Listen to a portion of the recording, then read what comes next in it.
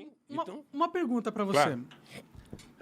De um lado, a gente tem um Senado quieto, conivente, calado, refém.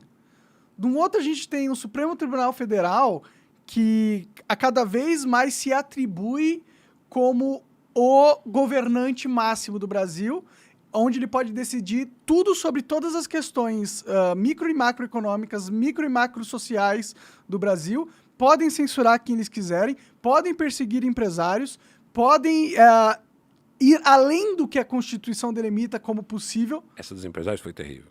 Terrível. E ruim para eles, porque eles compram briga com o que eles não deveriam comprar. Mas eles estão fazendo isso. Do outro lado, você tem o executivo, que é combativo, mas é um combate de fachada, na minha opinião, tá ligado? É uma questão assim, tipo, vamos falar com a nossa base, vamos parecer para a nossa base que nós estamos combatendo esse cara. Chama-se emular. Vamos emular esse posicionamento combativo, mas por trás das câmeras nós não vamos fazer nada que realmente possa ameaçar os interesses deles, porque ou a gente tem medo de perder, de sair fora, de ser impeachmentado, ou de perder toda a coesão e de ser tirado do jogo, ou a gente é conivente e com essa agenda que o STF hoje implica. Supondo que eles não sejam coniventes, mas estão acreditando que vão alimentar o leão para serem os últimos comidos, que eles estão indo nessa estratégia. Chegando o momento onde o STF faz com que a eleição não seja justa, supondo. Há possibilidade do executivo, na sua opinião, partir para um golpe militar? Porque hoje no Brasil eu não pergunto mais se vai ter um golpe. Eu fico preocupado com quem vai dar o golpe. Eu tenho medo do STF dar um golpe, eu tenho medo do executivo dar um golpe. Eu não sei, ou o próprio legislativo. Porque existe o Brasil está caótico, a política está caótica, está todo mundo dividido, é uma briga que escala cada vez mais, que afeta os direitos individuais do cidadão, tende a escalar. Uma hora alguém rompe. Porque esse grupo, lembra que o Putin não quer sair do poder, não quer perder? Eu não acho que o Bolsonaro quer perder, não. Tá ligado? Mas eu não sei se ele teria força, porque, veja, a maior parte do exército brasileiro, a maior parte das forças armadas brasileiras tem uma concepção legalista. É uma concepção de formação dos militares. A maior parte do exército brasileiro é legalista. Eu não acredito na possibilidade de uma ruptura institucional. Pode acontecer? Pode. O clima é tenso? É tenso. A gente vê, percebe, ouve, a gente tem uma interlocução boa com esses setores, a gente sabe que há muita tensão, há muita preocupação. Antes de continuar desenvolvendo esse raciocínio, eu quero dizer que o que você colocou antes, está indo um de cada vez, tá certo? É como se nós voltássemos, de alguma forma, àquele período de exceção dos horrores do nazismo e dissessem, primeiro foi o vizinho porque era comunista, depois outro porque era judeu, eu não era nem judeu nem comunista, depois foi o outro porque era vinculado a uma organização antigovernamental, mas eu também não era, então, quer dizer, você não liga porque não é com você, tá? Eu acho que parte do jogo do globalismo é atacar um por vez. É isso, tá? E atacar um por vez de maneira que esse ataque seja tão intenso, seja tão forte, tão desproporcional, que todos que estão à volta daquele o larguem como leproso. Você entendeu? Sim, sentir na pele isso aí. Se o teu amigo, o cara que está com você, corre com você, que você diz que você conhece seus amigos nas horas difíceis. O cara que fala para você que você é irmão, que você é lindo, que te beija, que te abraça, que vem tomar cerveja com você, que vem tomar vinho com você, a hora que suja para você, ele não quer saber se você está certo ou se está errado. Ele quer saber que contra aquele poder que é muito grande, ele não vai se... E talvez não é a questão de ser amigo, não é a questão de, tipo, como que você combate, tá ligado? Se você tem um amigo que tá brigando sozinho com a parada, e você sabe que ele vai perder. Só que aí é um sentimento, eu acho que é um sentimento de sobrevivência que, se as pessoas adquirissem um pouco de consciência política um pouco mais profunda, perceberiam que eles serão os próximos e agiriam de maneira um pouco mais consensuada. Mas todo mundo acredita que alimentando o leão vai ser o último comido. Então todo mundo acha que não é com ele. É aquela história, é sempre com o filho dos outros, é sempre com a filha dos outros. O ser humano não tem essa é a primeira essência parte. Altruísta. Não, então essa é a primeira parte. Eu não acredito em ruptura, até porque eu acredito que qualquer tipo de ruptura geraria um tipo de sanção de tal sorte, de tal força no contexto do que a gente vive, que pouca gente se disporia a suportar.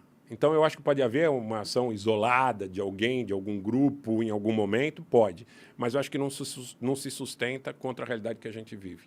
A gente não tem uma consciência nacional de uma dimensão e de uma profundidade que possa avaliar isso num outro de um jeito a longo prazo e inteligente. E as Forças Armadas são legalistas. Tá? E as Forças Armadas são majoritariamente legalistas. Você pode ter alguns setores, alguns generais, alguns coronéis, você pode ter alguns almirantes, você pode ter algumas brigadeiros que estejam mais insatisfeitos. Não, eu não quero que o golpe aconteça, tá? De nenhum dos lados. Não acho que vai, não acho que haverá. Mas é que o golpe do STF já foi dado, né? Se a gente entender dessa forma, esse golpe foi dado há muito tempo atrás, né? Tipo, ele... Não vou dizer que foi dado, retiro o que eu disse. Mas ele está sendo construído. Que ele está sendo construído, eu acho que é inegável. Mas o que mais poderia acontecer, na tua visão, em relação ao acirramento de uma posição de superempoderamento? A gente vai ter um STF soberano sobre todas as questões nacionais. Eu acho que o STF, em algumas searas que são do Executivo e do Legislativo, ele ingressou. E na minha concepção, o STF deveria ser um tribunal constitucional. E você acha que eles vão parar? Ó, você pega um poder, você pega uma peça. Não acontece nada com você. Você pega outra, não acontece nada com você. Você vai expandindo a sua esfera de influência e não acontece nada com você. Você vai parar? Monark, você não vai parar. Pô. Essa consciência, ela tem que vir de fora para dentro. As pessoas têm que se conscientizar e cobrar suas lideranças políticas. Votar em gente que tenha compromisso com a erradicação de determinadas injustiças ou invasões. Tem que haver uma renovação no Senado, então. Forte, pô, importante. É importante você ter... Agora você vai renovar 1/3 do Senado. Mas é importante que você renove o Senado, esse 1/3 do Senado, com senadores que estejam comprometidos, que cada macaco no seu galho, pô. Cada um no seu quadrado. Que senador está apontando as arbitrariedades e autoritarismos do STF nesse momento no Brasil? Na legislatura atual? É. Olha, eu, para apontar o nome, teria um pouco de dificuldade. Alguém que enfrenta isso de uma maneira. E para candidatura? Quem que está enfrentando? Quem que está cobrando isso? Que sejam colocados cada um dentro do seu quadrado, é o discurso do Aldo, que é candidato a senador. Quem mais além dele? Olha, eu conheço mais proximamente o Aldo e ele disse... Você só conhece o Aldo? Porque você é um cara que está inteirado nisso. Estou inteirado. Você tá de olho, você quer saber quem são seus aliados. Quero saber. E você não encontra. Difícil. Mas esse é o problema. A gente está indo para uma renovação política que não vai atacar esse problema. Deve ter mais gente. E o Lula, você acha que o Lula ele é nacionalista, ele é globalista ou ele é comunista? Qual Lula? Aí eu tenho uma dificuldade porque nós temos alguns Lulas dentro desse contexto. Esse? O Lula que governou o Brasil teve muitas atitudes importantes e positivas em relação, inclusive, às Forças Armadas. Ao projeto submarino nuclear, ao projeto da Força Aérea, ao projeto dos Gripens, ao projeto da defesa das fronteiras, a questão do CISFRON, muita coisa que foi desmontada a posteriori. O Lula de hoje é um Lula que sofre muitas influências de setores globalistas, inclusive de setores ligados ao liberalismo progressista. A campanha, se a gente pode determinar que eles existem, os globalistas, não tem como negar que a maior força da campanha do Lula é o globalismo. São esses setores ligados ao PSOL, na sua visão? É a mídia, é a Globo, é literalmente a Globo. Então eu vou te fazer uma pergunta. Por que a Globo, que condenou o Lula moralmente em 2014, em 2015, hoje condena o Bolsonaro e talvez mostre um pouco mais de simpatia por qualquer coisa que não seja o Bolsonaro? Então talvez seja o Lula como parte nessa polarização. O que aconteceu com a Globo? Bom, tem algumas teorias. Eu acho que o Bolsonaro tirou dinheiro deles e eles querem mais dinheiro de volta. Eu acho que é mais do que isso. Eu acho que é o divide e impera mais uma vez. É a Globo como um dos elementos para que você tenha uma sociedade polarizada e dividida e um governo fraco. Vamos supor que o Lula ganhou a eleição. Da maneira que está construído o cenário hoje, muito provavelmente ele vai ter dificuldade para governar. Porque vai ter protesto, vai ter radicalização, muito provavelmente, de setores que vão se manifestar absolutamente descontentes. Mas nas pautas globalistas ele não vai ter nenhuma dificuldade. Porque talvez nenhum deles tenha se mostrado efetivamente antiglobalista. Esse é o grande ponto. Porque o que é o globalismo? Para mim, não há maior representação do que a gestão da questão econômica, porque todas essas pautas, essas agendas de diversidade, como colocam, que eu não acredito que seja esse o termo, eu acredito que é uma apropriação de direitos, muitas vezes, justos. De novo, é a mesma história, corrupção, todo mundo é contra. Mas você não pode usar a corrupção para ficar removendo o governo, quebrando empresa, seja no Brasil, seja na Ucrânia, seja onde for.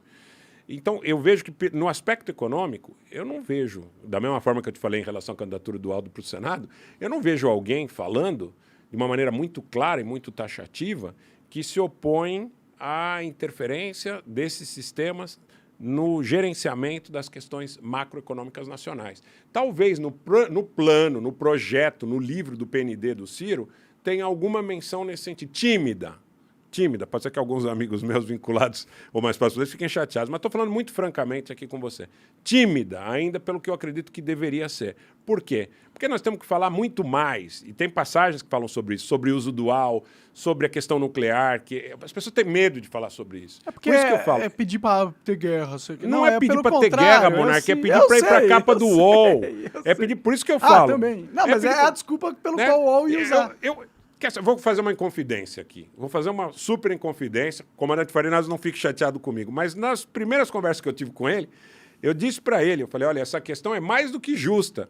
Mas amanhã depois pode estar a Folha de São Paulo, o Estadão ou o UOL nos criticando aí de uma maneira a tentar nos atacar de homem, nos descredenciar. E ele foi lá e sustentou. Ele falou, não, o Brasil precisa. Então eu acho que no processo eleitoral é uma puta oportunidade de você dar uma prestigiada num cara que está, sabe, peitando o sistema. Porque chamou a briga para si. Ele chamou para ele, quer dizer, colocou todos os holofotes em cima dele. Nós entrevistamos o Ciro. Eu e ele, nós entrevistamos o Ciro. Nós falamos sobre essa questão do armamento. O Ciro, pelo que eu pude depreender, ele colocou alguma coisa no seguinte sentido. Olha, nós temos que ter o direito de deter a tecnologia, se for necessário, para... Mais ou menos nesse sentido, foi a resposta dele, se eu bem entendi. Mas ninguém chega... Você não tem um supercomputador, né? Mas ninguém chega... Talvez até tenha, mas é uma polêmica. Mas eu acho assim, que ninguém chega e peita a ponto de... E também numa candidatura majoritária, numa candidatura presidencial, chamaria um holofote para si, ia chamar o cara de assassino, de genocida, de nazista, de fascista. Se o Ciro defende a bomba atômica, acabou para ele. Entendeu? Acabou, a campanha dele acabou. Faria Lima... Ele vai ser atacado por ONGs, todas think as... tanks, Sim. Todos, né? Então, eu acho assim, que é uma briga, que é uma discussão necessária, mas é uma briga ingrata. É aquela história, cara, eu sou corajoso, mas eu não posso ser autodestrutivo. Mas eu acho que a gente precisa de um pouco de coragem para tratar desses temas. Eu acho que a gente precisa de um pouco de autodestruição também.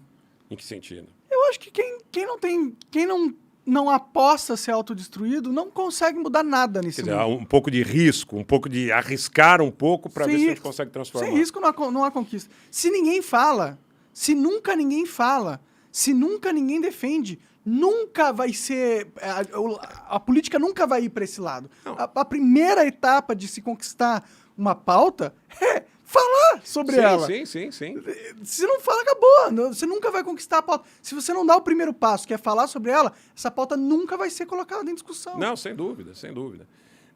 Eu vejo que essa questão é necessária e que precisa ter muito brio, que precisa ter muita coragem, que precisa ter muita gana e precisa ter muito amor ao Brasil, cara. E pouco amor à vida.